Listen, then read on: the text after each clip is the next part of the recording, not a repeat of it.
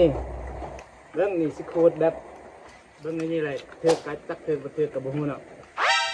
ตาละมันสั้นเรื่องเอาของดีกว่าแล้วทำนี้ครับ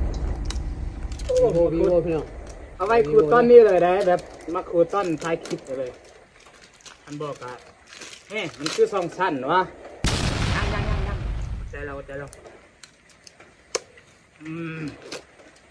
เอากุ้ยโอ้นี่โอ้มันติดยางเลย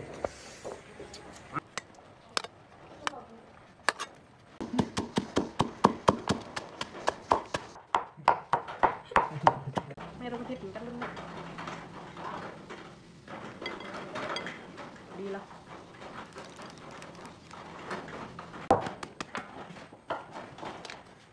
คือได้มาจากพอดกลัวคน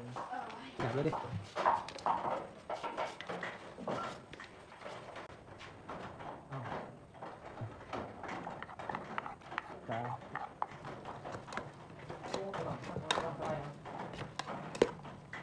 ไงก็แกเดินไปไหนจับเดี๋ยวก็จะทำ ไปหาเดี๋ยวจับน้ำมันมาดูกันตำข้าวปุ้นพี่น้องมาเรียนบ้านตัวนี้มึงตัวบ้านทำยังไงตรงกันนะเข้าไปได้เลยอีกทีนะตรงเลยดิเข้าเลยได้นี่ตำมะขุ่นเลยมาหมดเลยจะมาเลยนะโอ้ยถูกโอ้ยไม่เป็นไงเดี๋ยวรีบป้าลายกมาจัดเลยมาจัดเซนคือดองที่ของกูสบายดีวันนี้มากินตำข้าวปุ้นคือเก่าพี่น้องแม่แล้วหลายคนกับน้องๆเนาะคุณพ่อมาพี่น้องเอามีของดีมึงเลยบอกนี่สิมาขุดน้ำหอมเลยคันใดร้อยล้านนี่เป็นคน3 บาทกินตรงนู้นเลยเนาะเบิ้งเอานี่เบิ้งทำกันเด้อนี่มาพี่น้องของแรงนี่ไอวินนี่เรื่องนี้สิโคตรแบบเบิ้งนี่เลยเธอกัดจักเธอกับเธอกับบุ้งเนาะตายละได้มองให้ได้แล้วเตรียมตีนด้วยอะไรมันตาไม่เยอะแบบเลยเกียดย้อนเลยบ้าแล้วโอ้โหพี่น้องเอาไว้ขูดต้นนี้เลยนะแบบมาขูดต้นท้ายคลิปเลยท่านบอกอะมันคือซองสั้นวะยังใจเรา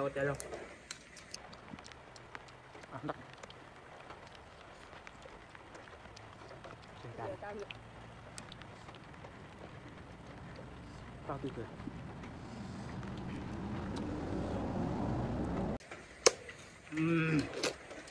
เอากุ้ยโอ้นี่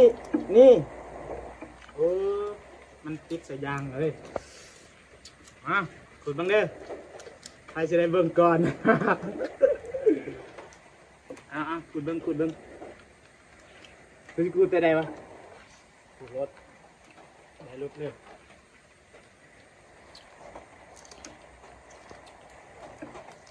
โอ้ยสุขดีครั้งต่อไปแตะโอ้ยเจ็บตัวดีประมาณนี้โอ้ขอเรามีเห็นลึกซูนไปเจ้าว่าตุกบอกนี่สุขดีครั้งต่อไปโอ้ยน้อยอุตส่าห์ลุ้นบ่ได้แกะกินเลยซะมันบ่ได้แล้วมาเบิ่งน้ำหอมบ่เป็นยังเนาะบ่ได้รางวัลกับได้น้ำหอมคือไอ้บินนาวาแหละบ่ได้เน้นรางวัลดอกเน้นเบิ่งสิมาแกะแพมลืมเอามาบ่วงพี่น้องจะได้น้องสาวไปใส่น่ะเอ้าคือเอางานสาวไปเลยนะโอ้นี่บ่ได้น้องสาวนี่แพมปิ้งโอ้โหเอามาลองมันสิบ่เข้าอันนั้นมาบ่โอ้ยบ่ได้เนาะคือบ่ได้เนาะบ่ได้กับคือบ่ได้บ่เป็นยังโอ้หอมกว่าห้องอยากโอ้หอมเลยหอมแพงเลยไอ้บินได้เห็นคลิปนี้แล้วมาแจกรถก่อนสิใส่เบิ่งเอาเลยเฮ้ยลองเลยโอ้เข้าปากกินยังวะกินกับกุหลาบโมตะเบะแบบผมเลยโอ้มาเดี๋ยวนี้สิได้เมียน้อยแล้วบัดนี้ ได้ภาษาอะไรกัน เอาไปมา โอ้ยบ่ได้รางวัลเนาะโอ้ซาลุนไหนนี่โอ้กูจะก็เปิดในนี้นี่นะนี่ อุ่นคือหนัก นี่จะกินมันเนาะนี่ทำใส่ดูอ๋อทางนั้นทางนั้นจับลักเสร็จเลยนี่เอาไปเปิดในนี้โอ้เปิดนั่นคือที่ได้รางวัลนำมือสมแล้วเอ๊ะอะไรเนี่ยคือเก้าประมาณซาลุนเนี่ยมากินสวยดีนะแม่จุกดีพวกรถขนาดมันเยอะเหมือนกันนะรถมันแน่นทางนี้สวัสดีครั้งต่อไปโอ้ยหูในนี้สั่ง50 กล่องจะไปได้วะหนึ่งแซ่บป่ะ แซ่บลายแซ่บ ต้องแซ่บทั้งฮาร์ด จ้าปากคือก็ไม่เป็นเนาะ แซ่บจริงๆบ่เบิดทำยากเป็นสนองเป็นพัดหลายไปเนี่ยจนก็แง่อะไรลอยย่องตำหนุนกลวงเกิดปลาขนมปัวเลย ไม่เป็นการเรียกฟังเราเป็นพัดไม่ใช่ฟัง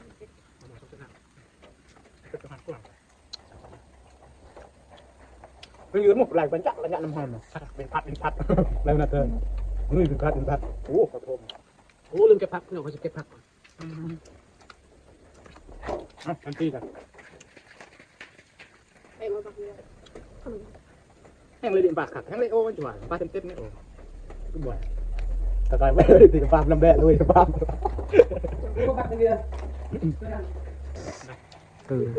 ไม่เลยก็กับลายน้องป่ากัดเอาไว้ นี่มันให้มันเห็นเกินลำนาด้วย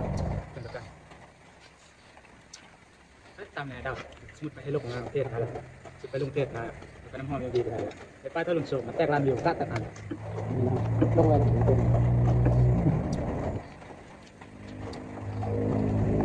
อยากคนกันเนาะกับชิบู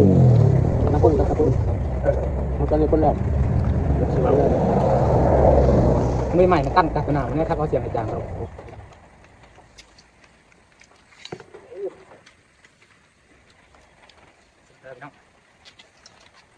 ทำเยอะๆเลย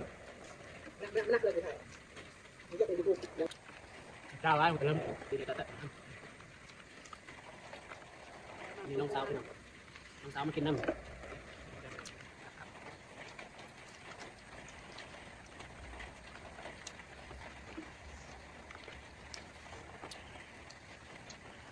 ตีนทำนี่ตีน